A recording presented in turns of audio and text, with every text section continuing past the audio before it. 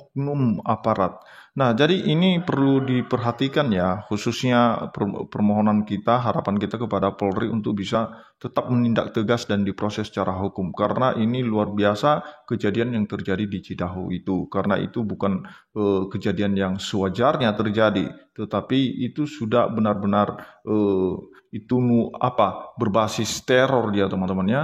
Nah, jadi teman-teman bukan hanya di situ di Cidahu, tapi juga di Kalbar akhir-akhir ini bahkan di beberapa hari yang lalu terjadi pelarangan pembangunan gereja lagi teman-teman ya. Nah, jadi ini benar-benar luar biasa negeri kita ini teman-teman.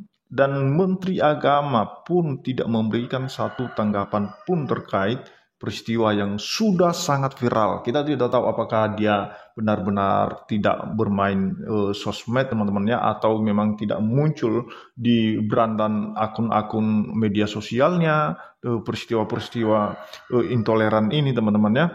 Nah, jadi sejauh ini kita tidak mendengarkan respon atau tanggapan dari Menteri Agama khususnya, dan memang kita tidak bisa berharap dengan itu. Nah, karena memang tidak bisa kerja menurut saya ya, tidak bisa bekerja dan tidak bisa menangani masalah-masalah yang terjadi. Nah, teman-teman. Assalamualaikum warahmatullahi wabarakatuh. Berjumpa lagi dengan Jadid HMC ya, channel yang mengedukasi dan menghibur. Kita tahu teman-teman, kasus yang terjadi di Cidahu ya, di mana ada sebuah rumah yang dijadikan tempat retreat kegiatan Kristen, itu dibubarkan oleh masyarakat setempat. Dan tentu saja hal tersebut langsung menjadi bola panas, menjadi bahan yang akan digoreng terus-menerus oleh para Polikardus. Padahal kasus tersebut sudah ditangani oleh pihak yang berwajib. Bahkan orang-orang yang dianggap melakukan teror, melakukan persekusi, melakukan tindakan kriminal, itu sudah diamankan oleh pihak kepolisian. Dan biarkanlah pihak kepolisian yang membereskan. Kan begitu. Seharusnya kita percayakan kepada pihak kepolisian saja. Bahkan kalian bisa lihat ya, bagaimana umat muslim itu menenangkan semua umatnya, menenangkan masyarakat, bahwa biarkanlah kalaupun ada tempat-tempat yang tidak selayaknya dijadikan tempat ibadah, yang dijadikan secara ilegal, biarkan penegak hukum yang bekerja. Jangan masyarakat main tangan, nggak boleh. Channel-channel muslim dari dulu menghimbau umat muslim agar menahan diri dan biarkan mekanisme hukum yang bekerja. Tugas kita melaporkan. Contoh nih, ada orang menggunakan rumahnya sebagai tempat ibadah. Laporkan kepada penegak hukum. Laporkan kepada aparat pemerintah. Tugas kita hanya menyampaikan, melaporkan. Biarkan nanti dari pihak pemerintah lah yang turun tangan, kan begitu. Jangan ada aksi main hakim sendiri. Dari dulu channel muslim menghimbau seperti itu. Beda dengan channel-channel Polikardus yang isinya hanyalah provokasi, hanyalah menyulut emosi, hanyalah membuat intoleransi itu berkembang di negara kita. Lewat video ini saya menghimbau nih pihak kepolisian, pihak penegak hukum, agar lebih hati-hati, agar lebih mewaspadai, mengawasi. Apalagi kita tahu sekarang ya, di beberapa polda itu sudah ada tim yang namanya Cyber. Jadi yang namanya kejahatan sosial media ini sudah diawasi dengan sangat khusus.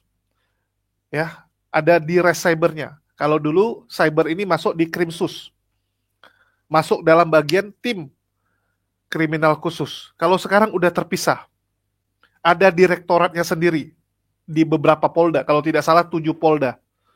Dan saya berharap ada patroli cyber yang benar-benar harus lebih mewaspadai konten-konten yang isinya memecah belah umat, memprovokasi.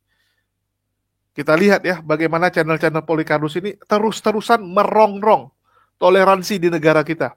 Isi konten-kontennya bukannya menjejukkan, bukannya menenangkan umat, bukannya menjadikan bahwa Bhinneka Tunggal Ika ini adalah di atas segalanya. Walaupun kita bisa berbeda iman, tapi ingat kita saudara sebangsa setanah air. Tapi ini enggak. Bagaimana channel-channel ini isinya adalah provokasi semata. Saya tunjukkan ya bukti-bukti nyatanya teman-teman. Ini saya tunjukkan 2 contoh saja yang saya anggap ini channel yang sangat berbahaya dan ini yang kita lawan. Ini yang kita lawan. dengan segala kekurangan kita, kita lawan channel-channel seperti ini. Ya, sekali lagi saya nggak ada masalah dengan Kristen. Yang saya lawan oknum-oknum yang menjual, menjadikan agama Kristen sebagai tameng untuk mencari keuntungan semata. Kalian bisa lihat teman-teman, ini salah satunya Effendi Usman, atau lebih dikenal sebagai Effendi si anak durhaka, ya Pendi Aceh. Itu kalau buat konten, kalian bisa lihat nih ya. Viral, pengkhianatan konstitusi, Kapolsek Cidahu dibelain sama atasannya, parah ya gitu kan. Lihat apa yang terjadi pada Kapolsek Cidahu usai provokasi massa, habis dikuliti netizen. Ya, dia bikin seakan-akan Kapolseknya sedang nangis. Ya, nanti dibikin Kapolseknya sudah ditangkap gitu kan. Kalian bisa lihat ini berjilid-jilid. Isi kontennya satu berita tapi digoreng sedemikian rupa. Ngeri teman-teman. Nih. Detik-detik Kapolsek Cidahu teriak usir ibadah umat Kristen. Bang Martin langsung bersuara. Ya. Ini Martin anggotanya ini ya, yang pengacaranya Kosman bin Sunet dan Saifuddin Ibrahim. Ya, mereka ini tim pengacaranya Saifuddin nih. Dan kalian tahulah, orang-orang seperti ini benar-benar ya mendukung para Polikardus ini. Jadi, kalau dia buat pernyataan seperti itu, ya wajar saja. Ya, ini satu, Effendi Usman. Satu lagi, Jemaya Niascin. Nah, ini salah satu Polikardus akun juga, teman-teman, yang selalu menggunakan YouTube untuk membuat konten-konten yang isinya fitnahan belaka. Mengazab orang lah, ya, memfitnah orang sudah celaka lah, memfitnah orang nanti masuk penjara dan sebagainya. Bahkan saya sering dibuat sudah meninggal sama dia. Dulu kalau saya nggak muncul, langsung dibuat sudah meninggal. Inilah salah satu channel yang suka membuat fitnahan dan membuat berita hoaks untuk merusak ketentraman di negara kita. Nih ya, akibat kelompok Islam larang gereja di Kalimantan Barat, pasukan dari berbagai daerah Kalimantan turun. Wah, seakan-akan sudah perang di Kalimantan. Ya, di framing seakan-akan terjadi chaos di Kalimantan. Akhirnya penguasa Kalimantan usir yang melarang pembangunan gereja. Ada penguasa Kalimantan yang saya nggak tahu siapa yang dia maksud mengusir orang-orang, kan gitu. Kalian bisa lihat juga di sini yang masalah Kapolsek. Akhirnya Kapolsek Cidahu dipermalukan Tuhan. Kapan? Ya, bukankah Kapolsek Cidahu itu baik-baik saja dan nggak ada ya yang namanya dipermalukan gitu kan? Apalagi nih, dipermalukan Tuhan dia bilang. Nih, Kapolsek dibikin sudah masuk penjara sama dia. Nih. Kapolsek dan Ketua RT Cidahu resmi ditahan. Wih, ngeri ya.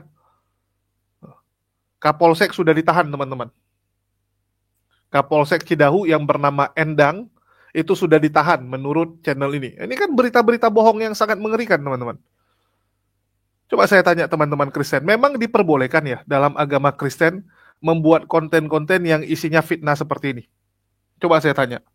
Teman-teman Kristen yang masih bisa berpikir nih, diperbolehkan nggak membela iman dengan cara memfitnah seperti ini?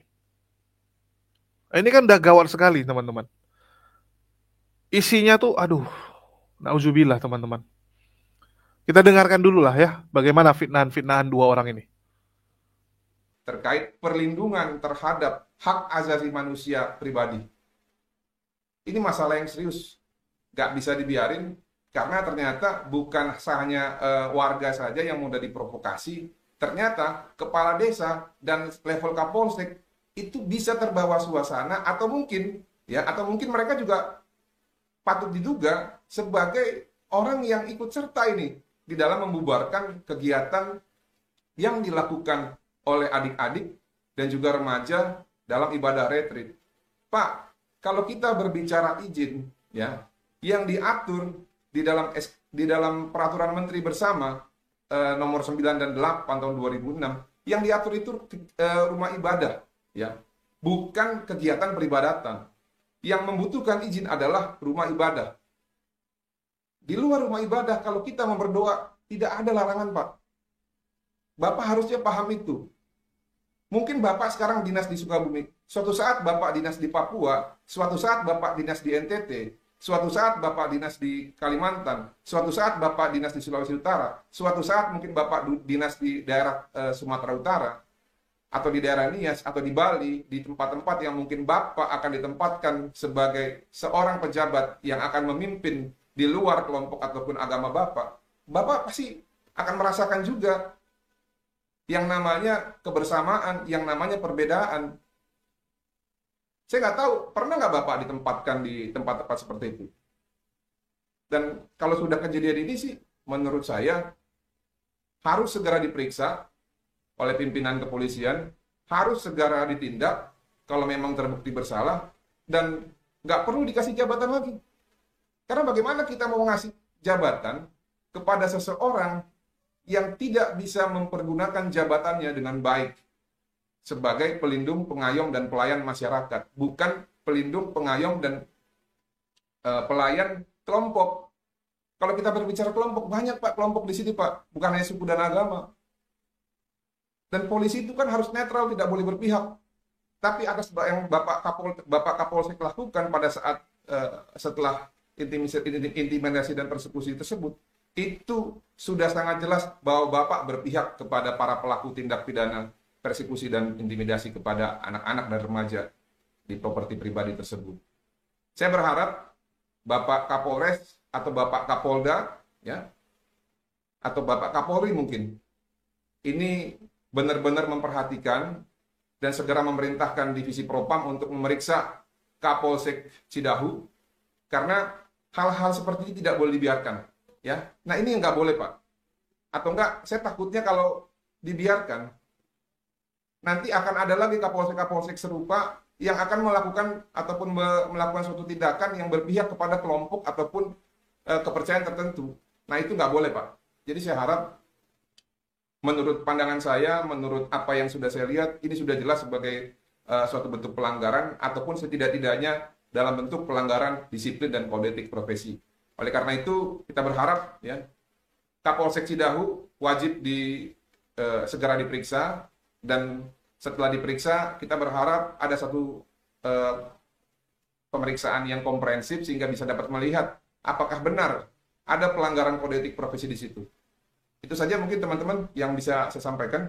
Shalom teman-teman semua, terima kasih sudah menonton video ini dan kiranya video ini bisa menjadi pelajaran bagi kita semua serta mencerdaskan dan menyadarkan kita semua bahwa situasi di dalam negeri kita ini sedang tidak baik-baik saja, khususnya dalam hubungan antar umat beragama. Nah teman-teman, di mana di negeri kita sangat sering sekali terjadi yang namanya tindakan intoleran teman-teman ya, dan ada sekelompok orang yang dimana mereka mencoba memaksa membubarkan ibadah, bahkan mereka merusak fasilitas yang ada di tempat itu atau yang disebut villa. Nah teman-teman, herannya ketika ada oknum aparat penegak hukum teman-teman terlibat sebagai provokator menghasut warga untuk merusak fasilitas tersebut teman-teman. Ini ada dugaan teman-teman ya. Ini merupakan dugaan bahwa Kapolsek ini dari statementnya ketika dia mengatakan bahwa ini harus ditutup. Kenapa? Karena mereka melakukan ibadah di luar agama kita.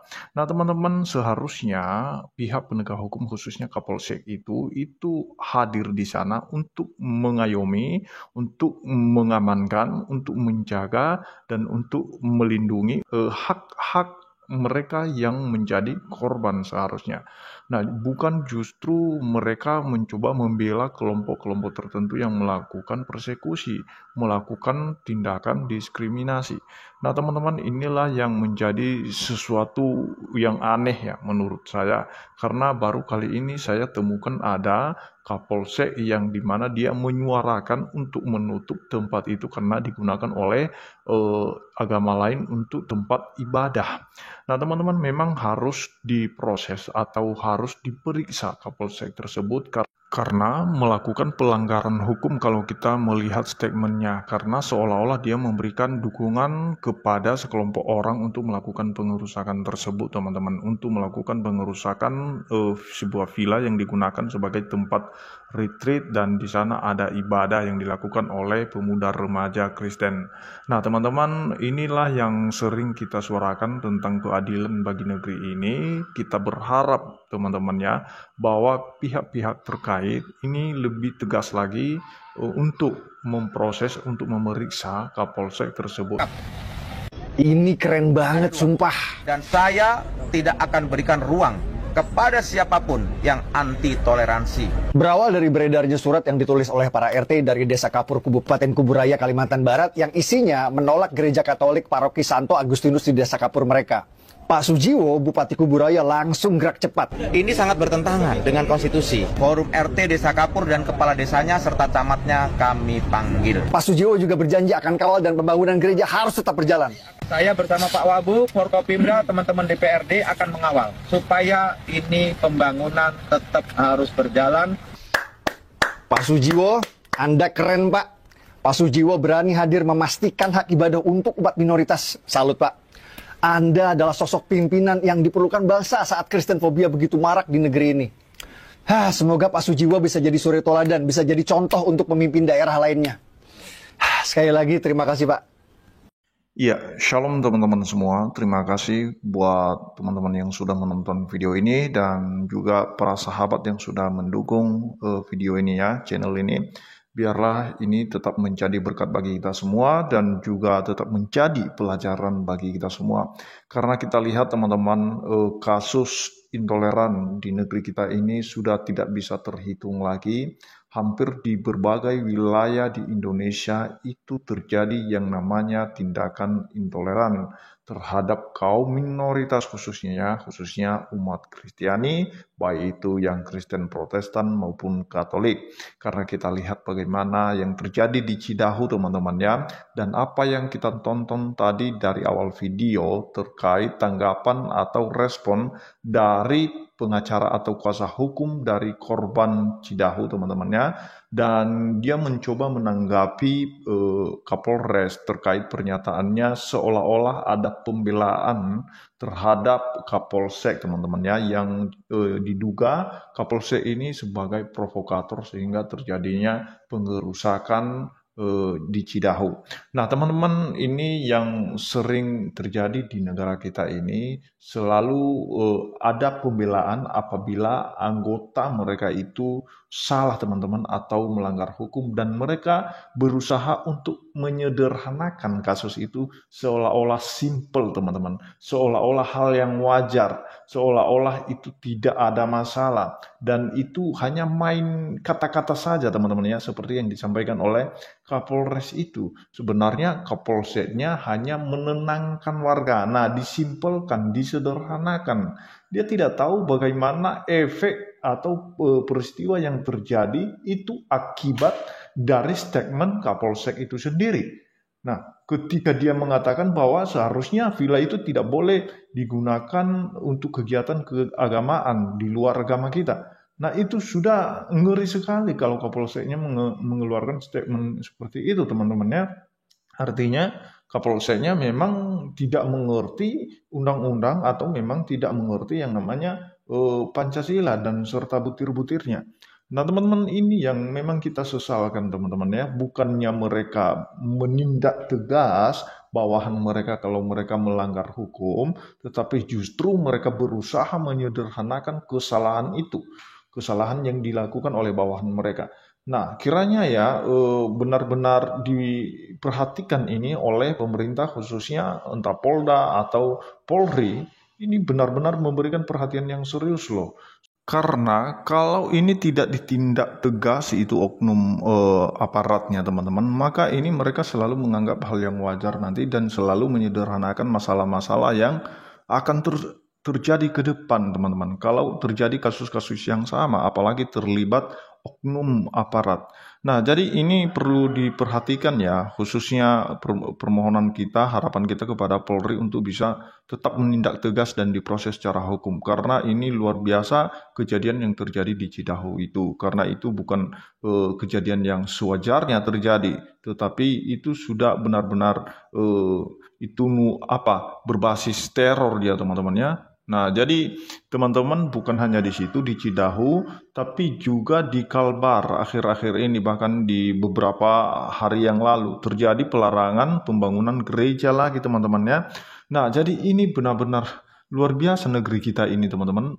Dan Menteri Agama pun tidak memberikan satu tanggapan pun terkait peristiwa yang sudah sangat viral. Kita tidak tahu apakah dia benar-benar tidak bermain sosmed teman-teman ya, atau memang tidak muncul di berandan akun-akun media sosialnya peristiwa-peristiwa intoleran ini teman-teman ya. Nah, jadi sejauh ini kita tidak mendengarkan respon atau tanggapan dari Menteri Agama khususnya, dan memang kita tidak bisa berharap dengan itu. Nah, karena memang tidak bisa kerja menurut saya, tidak bisa bekerja dan tidak bisa menangani masalah-masalah yang terjadi. Nah, teman-teman, Orang-orang ini teman-teman nggak bisa diskusi. Jemayan Yassin ya, Pendi si anak durhaka ini nggak pernah bisa diskusi. Yang bisa mereka lakukan apa? Membuat konten-konten fitnah.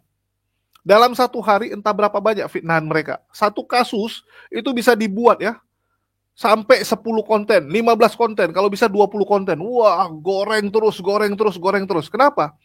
Karena mereka sadar yang namanya tipuan itu kalau terus-terusan disampaikan akan dipercaya oleh umatnya. Akan dipercaya. Itulah kenapa saya bilang kita harus melawan konten-konten seperti ini. Walaupun dengan segala keterbatasan ya, jujur teman-teman. Kami ya di pihak muslim nih yang melawan fitnah-fitnah dan berita-berita bohong seperti ini kondisinya sedang tidak baik-baik saja. Saya terus terang di sini ngomong. Kalian bisa lihat Bamtri sudah nggak ada. Ya. Terus dulu Rahasia Alif juga sudah tidak ada duluan. Terus Al Ayubi juga sudah vakum. Channel saya Jadid HMC mati. Kan begitu. Upaya iblis untuk melemahkan kita ini sangat nyata. Dan saya berharap teman-teman muslim bisa mendukung dengan cara share video kita agar channel ini bisa segera lekas besar. Karena jujur ya, kalau nggak ada dukungan teman-teman ya kita juga nggak bisa apa-apa. Nggak bisa apa-apa gitu. Bahkan saya kemarin udah mikir, udahlah ikut debat aja lah. Buka Komal gitu kan, cari Oten, kita diskusi gitu. Jauh lebih gampang dibandingkan kita harus reaksi yang beginian. Videonya juga nggak bisa panjang. Dukungan juga kurang gitu. Karena debat lebih didukung. Dan ini yang kita salah teman-teman.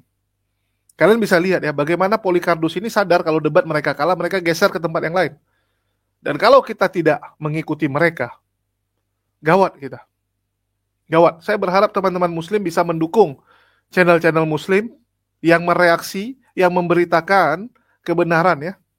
Ini saya harap dukungan dari kalian. Kalau nggak susah kita teman-teman. Kalau cuma debat-debat aja, ya kita kecolongan di sektor-sektor yang lain gitu kan, di bagian-bagian yang lain. Kalau di debat kita sudah oke. Jadi sekali lagi saya sampaikan bahwa ini ngeri nih kalau nggak kita luruskan nih berita-berita ini teman-teman. Apalagi satu manusia laknatullah ini ya. Langsung saya katakan laknatullah, karena dia merusak toleransi. Dia enak bersembunyi dengan membuat konten-konten yang nggak benar. Betul nggak? Ya. Kalian bisa lihat bagaimana fitnahan demi fitnahan. Nih, Kapolsek dituduh ikut merusak gereja dan injak salib. Kapan Kapolseknya injak salib? Ada nggak bukti Kapolseknya injak salib? Nggak ada teman-teman. Ya, kenapa Kapolsek mengeluarkan statement-statement yang mereka tuduh sebagai provokasi? Ternyata itu disampaikan untuk meredam amarah warga. Dan itu sudah disampaikan oleh Kapolres Sukabumi, AKBP Samian, yang mengatakan apa? Kalian bisa baca nih ya. Kepala Kepolisian Resor Kapolres Sukabumi AKBP Samian mengungkap bahwa perkataan yang diungkapkan oleh Kapolsek tersebut hanyalah untuk meredam massa yang sempat melakukan kerusuhan di rumah tersebut. Faktanya tidak seperti itu video viral Kapolsek. Karena pernyataan Kapolsek setelah peristiwa perusakan, kata Samian, dalam keterangannya tertulis.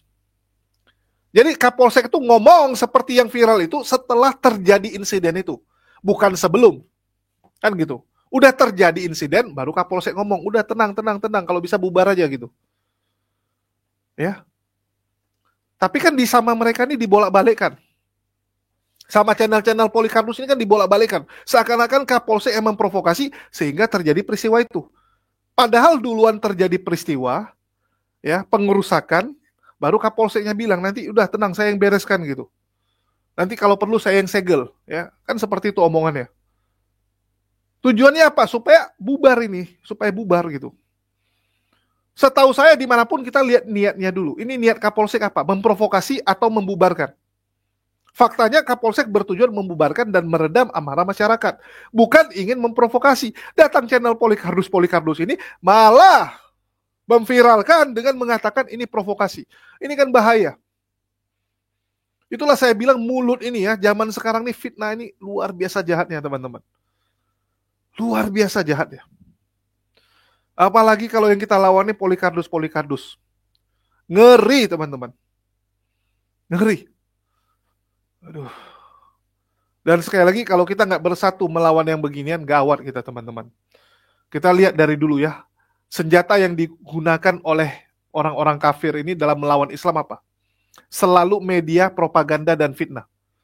Dari dulu kan. Mereka nggak berani terang-terangan diskusi sama kita. Mereka nggak berani buka-bukaan data. Karena kalau bukan data mereka sadar, mereka akan kalah. Yang mereka lakukan apa? Fitnah Islam. Islam teroris, Islam penjahat, Islam sebagainya. Dari dulu kan cara mainnya seperti itu. Propaganda, fitnah-fitnah.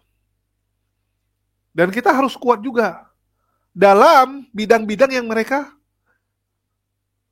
serang kita ini. Contohnya di YouTube ini. Bagaimana video-video yang mereka buat dalam fitnah kita. Ya kita counter.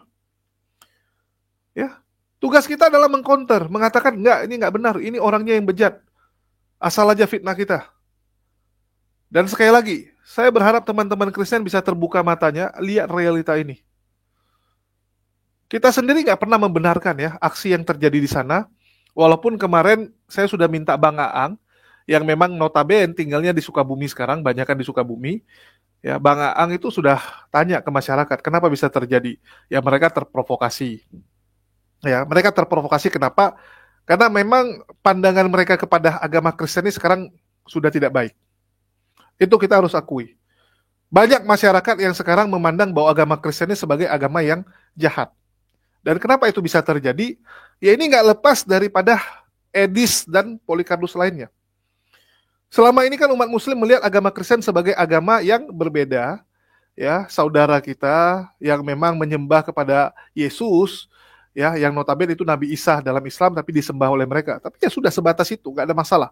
Kita bisa hidup rukun, kita bisa ngopi bareng gitu. Tapi gara-gara video-video Edis, ya Dewi Bulan, Polikarpus yang lain, ini kan memancing amarah umat Muslim. 10% masyarakat Muslim Indonesia sudah tahu apa yang terjadi di media sosial.